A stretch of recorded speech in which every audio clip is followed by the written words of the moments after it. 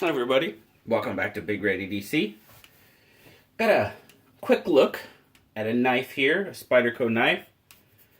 I call it a quick look because this knife actually comes on loan to me from Ohio Blade HQ and his channel on YouTube.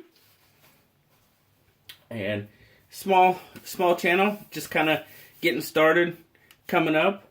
And he did a kind of a unboxing of this knife, and I just commented, watched it and commented. I wasn't really crazy about the aesthetics of it and that type of thing. And he was like, "Well, you want to look at it?" I was, "Wow, yeah." I mean, we've talked a little bit and stuff, but I mean, this, from everything I understand, this knife was pretty new to him, and he was willing to send it off for me to take a look at it. So, Ohio Blade HQ, thank you very much, buddy. I greatly appreciate it. He did also ask that I not, use it a whole lot. So I'm just kind of going to do a quick overview of it and take a look at it. Now this is the Spyderco Subvert. Good sized knife from Spyderco. And that was kind of the one thing I did notice. I'll give you some numbers and names and all that good stuff there. But check out that box. I mean, it pretty much looks like they stuffed this big old knife in like a PM2 box or something. So I was kind of like, really? Okay. So, yeah, that's how it fits in there. So, but anyway, as I said, this is the Spyderco Subvert. And it is a good sized knife.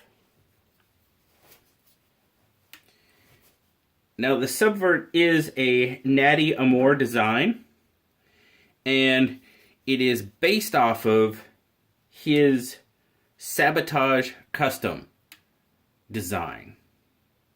So based off his Sabotage Custom knife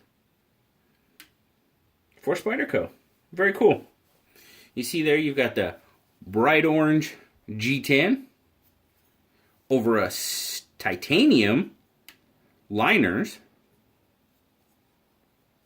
and some pretty hefty titanium liners at that. G10 backspacer. Now let's take a look at here real quick. They are milled a little, not a lot. The liners, that is. Got a stainless pocket clip for right hand tip up carry only.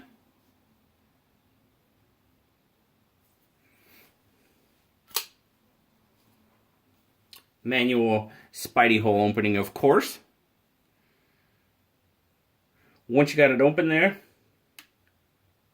you've got a 4 1/8 inch S30V drop point blade. I didn't mention, but it is a liner lock. On that blade, see there, you got a satin finish with about a 4-inch cutting edge on it.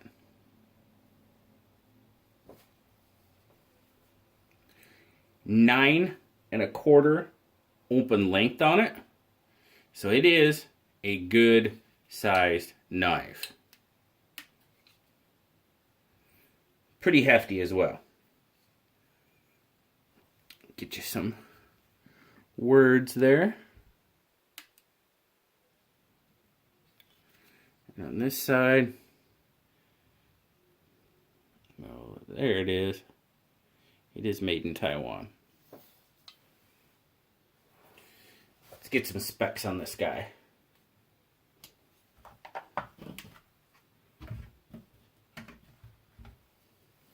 Now, as I said, this is a pretty, it's my understanding, this is a pretty new knife for him, and I really do appreciate him sending it to me to take a look at it.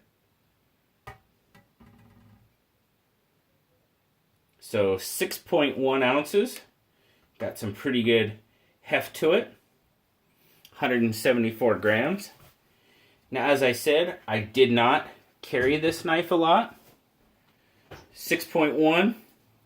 It's got some weight to it. Let's get some thickness across the spine here.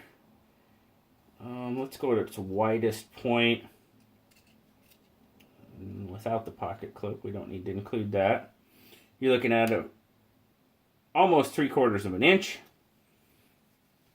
And let's see. Our widest point is probably going to be right there in the pocket. So in the pocket, you're looking at about 1.4. So it's a hefty knife, no doubt. My take on the knife. Opens really smooth. Really good action on it. It does have a really good action, as that right there will show you.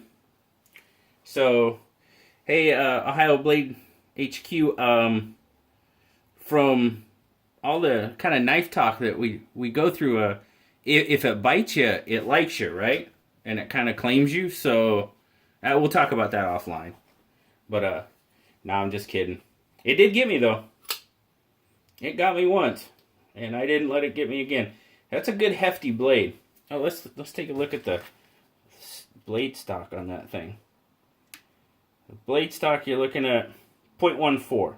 So it's got some decent blade stock on it. Heavy knife. Can inertia open it, for sure, just because that blade is so big. And, excuse me. And that blade has got one heck of a belly on it. Check that out.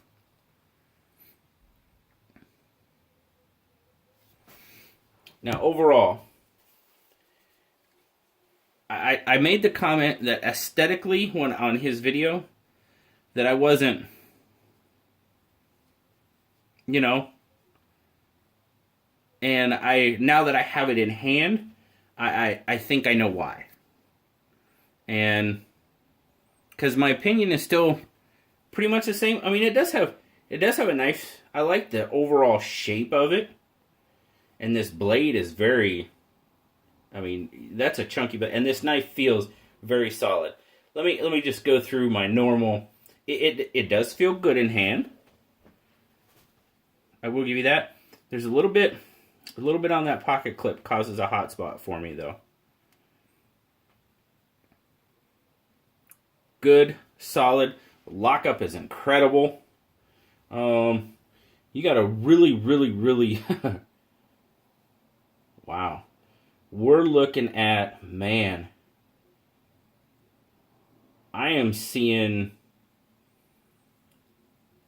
75% on that lockup, and I don't know how I can get you guys to see that. I don't know if it's coming through or not because it's kind of dark. But yeah, I'm seeing. I mean, the lockup is solid, and just the overall feel of this knife. For me, this knife is way too big for EDC. It just is. I would not carry this as a primary EDC knife. Now, work knife, by just the feel and everything, I believe this knife could go to work for you all day long and not have an issue.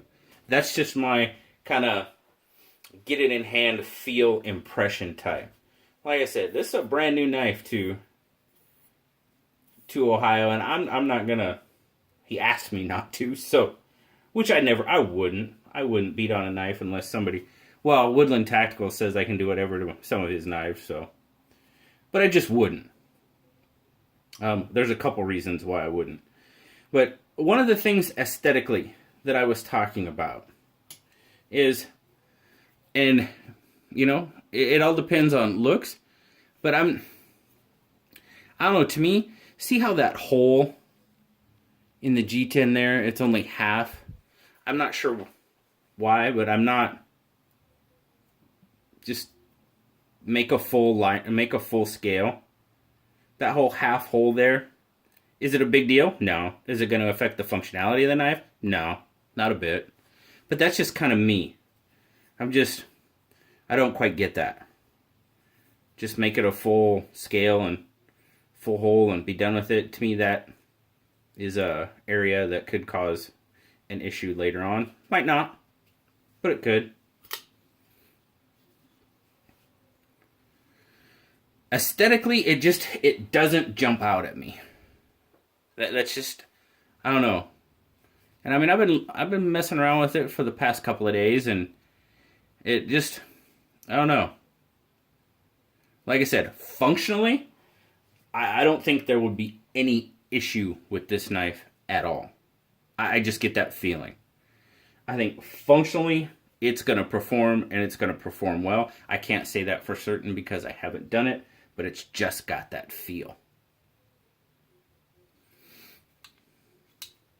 Now, this knife retails for just over $300. That's one big reason why I wouldn't beat on anybody's knife that costs $300. The price tag on me, to me, sorry, Ohio, the price tag to me is a little ridiculous. Yeah, it's a big knife. Yeah, it's titanium. Pretty good steel. S30V is a pretty darn good steel. But $305, really? Yeah, I'm not buying that at all. That's me. You know, if you're a Spyderco guy and you want this knife really bad, guess what? You're probably gonna pay $300 for it, and that's cool. Because then it's your knife. But to me, no. I would not pay $300 for this knife.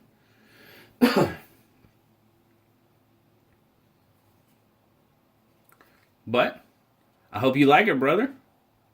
I hope you enjoy it. I hope it does well for you. I have a feeling it will.